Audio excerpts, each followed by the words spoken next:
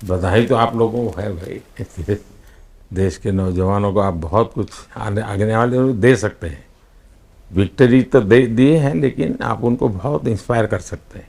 हर छोटी छोटी चीज़ में आप देश के लोगों को गाइड कर सकते हैं। अपने आप में एक आपके पास एक अथॉरिटी है ना। चहल क्यों सीरियस है? हैं? मैंने सही पकड़ा है ना?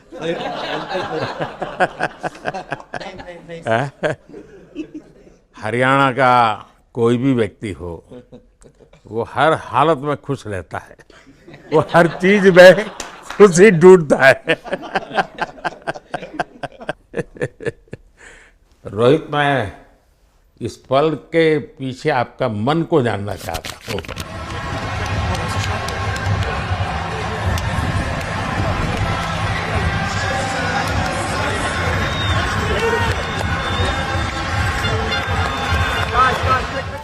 जमीन कोई भी हो, मिट्टी कहीं भी की हो, लेकिन क्रिकेट का जिंदगी ही पिच पे होती है। और आपने क्रिकेट की जो जिंदगी है उसको चुमा कि ये कोई हिंदुस्तानी ही कर सकता है। जहाँ पर हमें वो विक्ट्री मिली, उसका मुझे बस एक पल जो था वो हमेशा याद रखना था और वो चखना था बस। क्योंकि उस पिच पर हम खेल के उस पिच पर जीते, क्योंकि हमने सब लोगों ने उस चीज़ का इतना वेट किया, इतना मेहनत किया। बहुत बार हमारे पास, बिल्कुल पास में आया था वर्ल्ड कप, बट हम आगे नहीं जा सके। लेकिन इस बार सब लोगों की वजह से हम उस चीज़ को हासिल कर सके। तो वो पिच मेरे लिए बहुत, मतलब ये था कि उस पिच पे हमने वो जो भी हमने किया उस पिच पे किया, तो इसलिए वो बस उस मोमेंट पे वो हो गया मेरे से। हम लोगों ने, पूरे टीम ने इस चीज़ के लिए इतना मेहनत किया था और वो मेहनत हमारी रंग लाई उस दिन। हर देशवासी ने मार्क किया होगा, लेकिन रोहित, मैंने दो एक्सट्रीम चीजें देखी। इसमें मुझे इमोशंस नजर आ रहा था।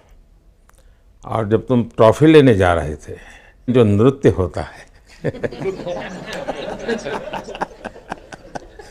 सर, उसके पीछे ये था कि जैसे हम सबके लिए इतना बड़ा मोमेंट था वो, और हम सब लोग इस चीज़ का इतने साल से इंतज़ार कर रहे थे। तो मुझे लड़कों ने बोला कि आप सिर्फ ऐसे ही मत जाना, चलकर कुछ अलग करना। तो ये चहल का आइडिया था क्या? चहल और कुलदीप, चहल और कुलदीप। अच्छा। तो आपकी ये रिकवरी की यात्रा कठिन है। प्लेयर के नाते तो शायद पुरानी आपकी अमानत थी, उसको आपने आगे कर लिया। लेकिन ऐसे समय कोई व्यक्ति रिकवरी करे, ये क्योंकि आपने उस समय काफ़ी पोस्ट भी किए थे, मैं आपके पोस्ट देखता रहता था कि आज आपने इतना कर लिया, आज इतना कर लिया। तो मुझे हमारे साथी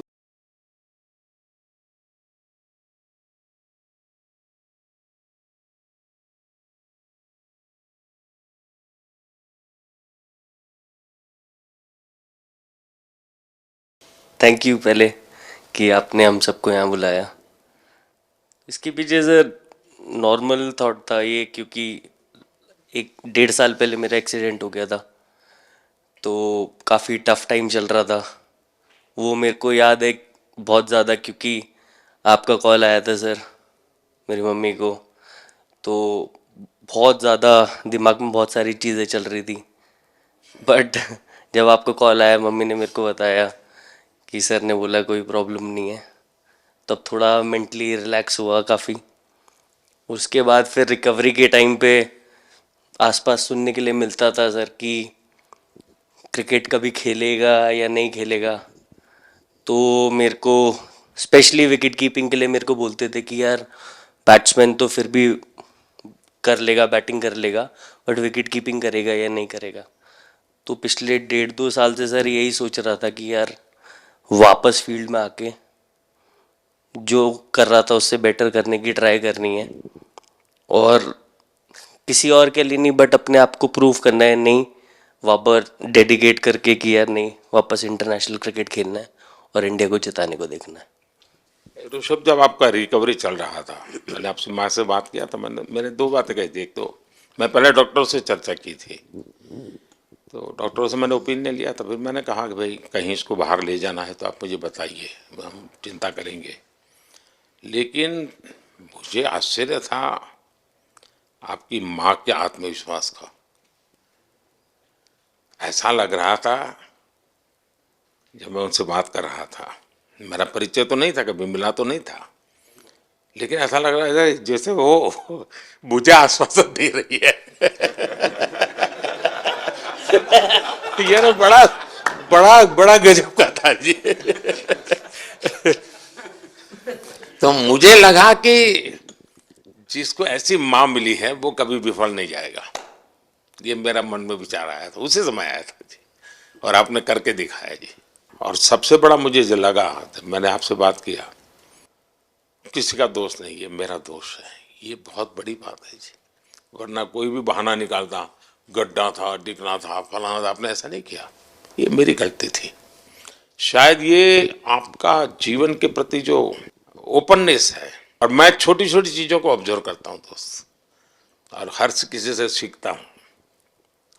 तो मैं सच बताता हूँ, आपका जीवन देश के पेशेंट्स इन जनरल और प्लेयर्स इन पर्टिकुलर वे पक्का बड़ी इंस्पिरेशन लेंगे जी। और मैं जानता हूँ जो विकेट कीपर होते हैं उनकी जो कोचिंग होती है कितनी कठिन होती है। घंटों तक अंगूठे पकड़ा के खड़ा रख देते थे, लेकिन आपने उसी लड़ाई को जीता है, तो बहुत बड़ा काम किया है जी। बधाई हो आपको।